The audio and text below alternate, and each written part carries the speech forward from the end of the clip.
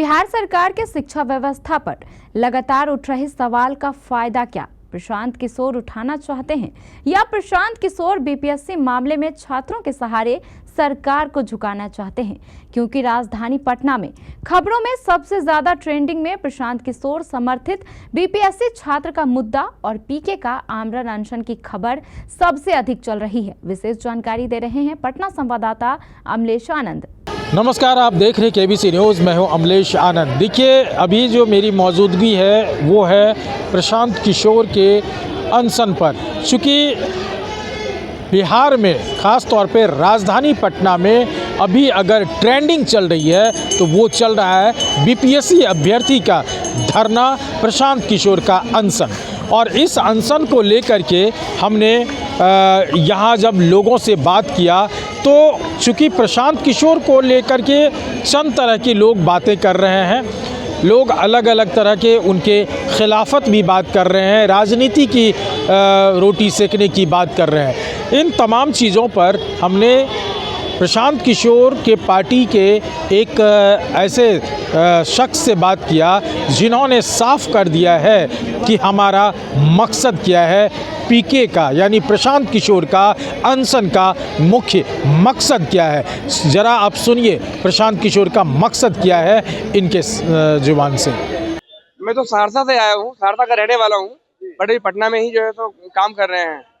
अभी इस मूवमेंट के लिए काम कर रहे हैं, तो अभी अलग अलग यूनिवर्सिटीज़ में जा रहे हैं, वहाँ बच्चों को कन्विंस कर रहे हैं, उनको ला रहे हैं। छात्रों का आंदोलन, छात्रों को ही इसका नेतृत्व तो करना चाहिए, तो हम सारे छात्रों को मोबिलाइज कर रहे हैं।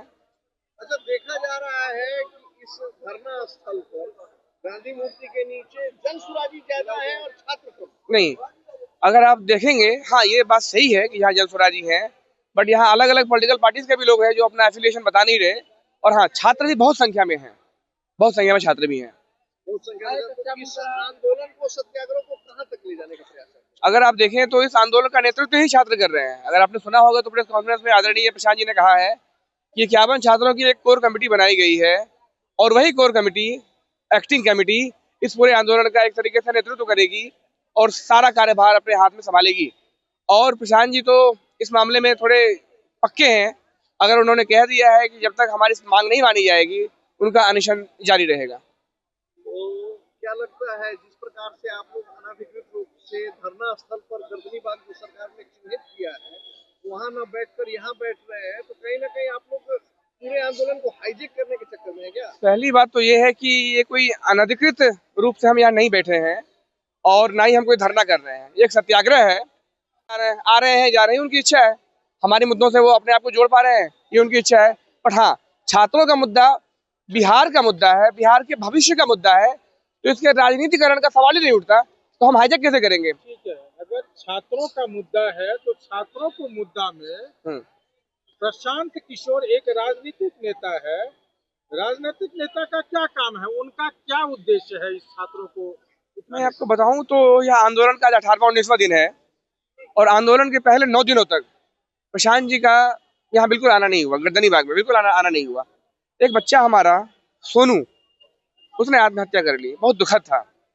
और बीच में बच्चों पर एक बार लाठीचार्ज भी हुआ था पहले। तो इन 2 घटनाओं ने हमें उद्वेलित किया कि अगर हम राजनीति में रहते हुए भी अगर बच्चों के मांग को ना उठाएं, उनकी जायज मांगों का समर्थन ना करें, बिहार के भविष्य का समर्थन ना करें, तो हम राजनीति किस बात का कर रहे हैं? तो अतः हमें आना पड़ा और वहाँ सारी पार्टियों के लोग आए और आना भी चाहिए। यह मंच भी सबके लिए खुला है। यहाँ तेजस्वी आए, पप्पू जी आए, कोई भी आए, भाजपा वाले आ जाए, वामपंथी आ जाए, नीतीश बाबू के लोग आ जाए। मैं तो कह रहा हूँ कि यहाँ सरकार आ जाए और आंदोलन खत्म करा ले। इसमें कहाँ राजनीति है, बताइए ना। आप ये भी चाह रहे हैं कि सारे राजनीतिक दल आके सरकार पर दबाव डालें? नहीं, जिससे विपक्षी है बिहार का हर वो लोग, हर वो प्रबुद्ध जो बिहारी होने के नाते प्राउड फील करना चाहता है, बिहार का भविष्य इन छात्रों में देखना चाहता है, हर एक उन लोगों को यहाँ आना चाहिए। आखिर आगे की क्या रणनीति है? चौथा दिन है अनशन। रणनीति स्पष्ट है, आमरण अनशन है। या तो हमारी मांग मान लो या फिर हमें मरने के लिए छोड़ दो, क्योंकि सरकार ने छोड़ा हुआ है, बट हम भी डटे हुए हैं। और एक और आई गई बातें होती रह रही हैं।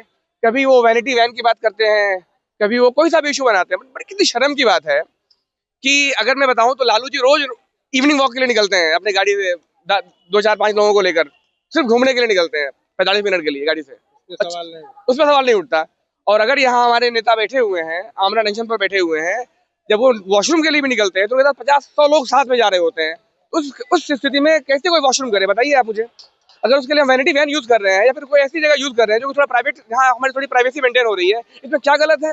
और वैनिटी वैन, जब नेताओं की सैनिटी खत्म हो गई तो उनको हमारी वैनिटी याद आ रही है। कितनी शर्म की बात है। तो आपने सुना, इन्होंने कहा कि जिस हिसाब से बिहार की राजनीति हमारे इस अनशन को तुल दे रही है, ऐसा कुछ है नहीं, क्योंकि बिहार के राजनीति में खोखलापन है और प्रशांत किशोर उस खोखलापन को भरने की एक कसम खा लिए हैं, छात्रों के हित की बात कर रहे हैं और बिहार बदलने, व्यवस्था बदलने की बात कर रहे हैं। और उसको लेकर के अगर कोई सवाल उठा रहा है तो ये निंदनीय है और हमारा जो नैतिक कर्तव्य है, हमारा जो संवैधानिक कर्तव्य है, हम उस हिसाब से अपनी मांग लगातार रखते रहेंगे।